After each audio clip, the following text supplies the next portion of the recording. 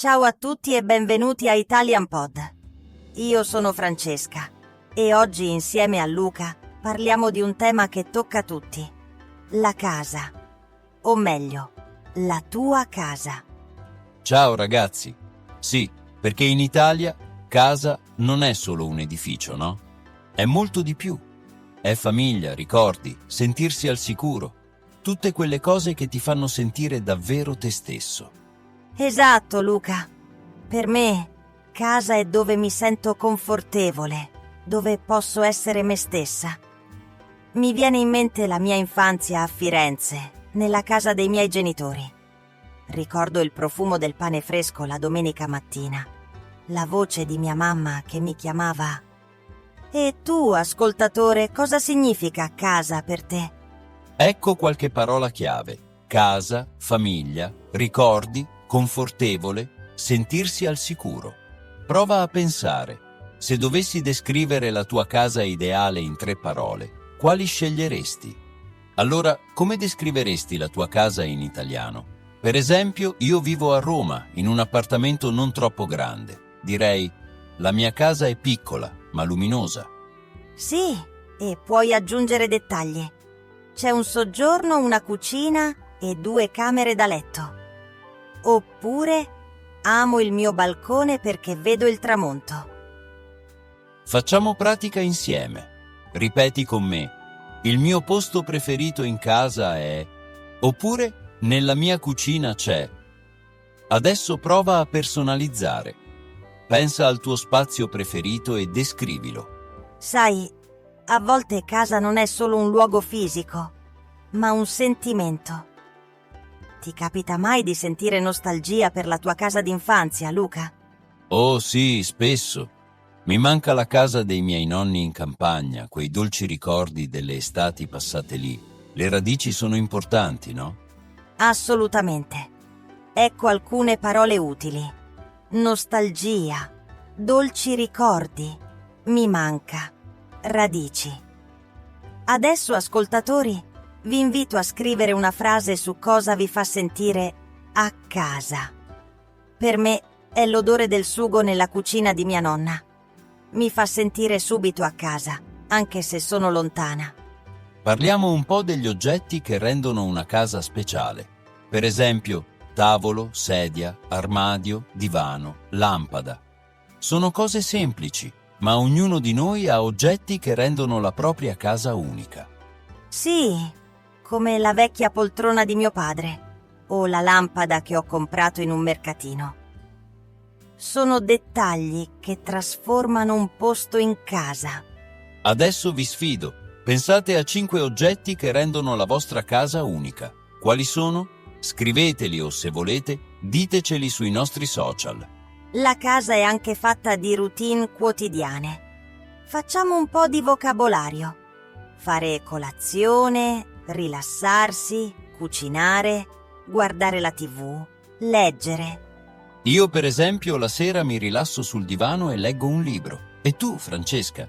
Io adoro la colazione della domenica. Preparo il caffè, metto la musica e mi godo la calma. E voi, ascoltatori? Provate a descrivere una vostra attività quotidiana a casa, in italiano.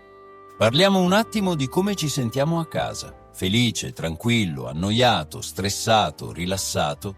Quante emozioni diverse. Sì, proviamo a costruire delle frasi. Quando sono a casa mi sento... E poi aggiungete la vostra emozione. Per esempio, quando sono a casa mi sento rilassata. Io invece, quando lavoro da casa, a volte mi sento un po' stressato, ma basta una pausa sul balcone e torno tranquillo. E voi?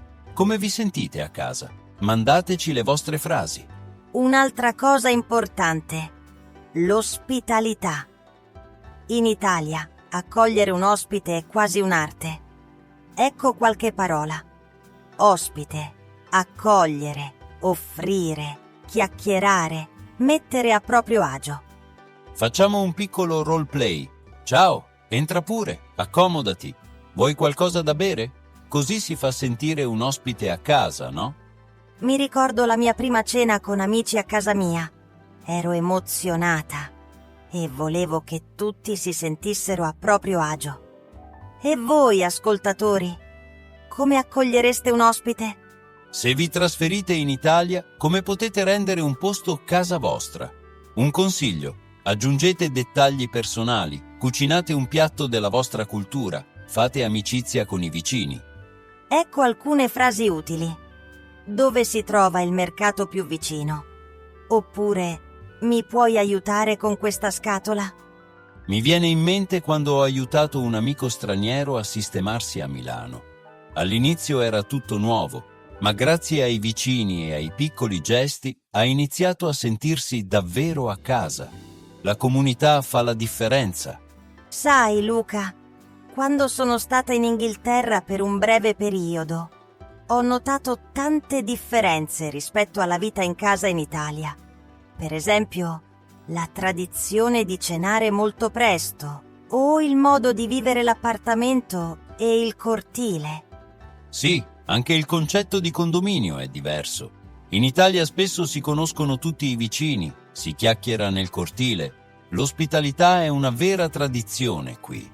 E voi, ascoltatori, avete notato differenze tra la casa italiana e quella di altri paesi? Raccontateci le vostre esperienze. Allora, per concludere, ricordate: casa non è solo un luogo, ma un sentimento.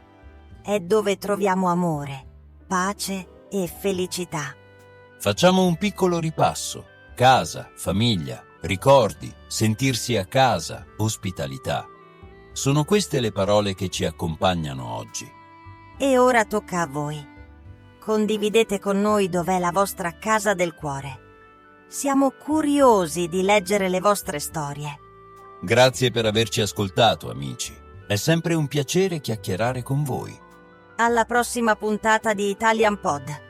Ciao Luca, ciao a tutti. Ciao Francesca, ciao a tutti, a presto.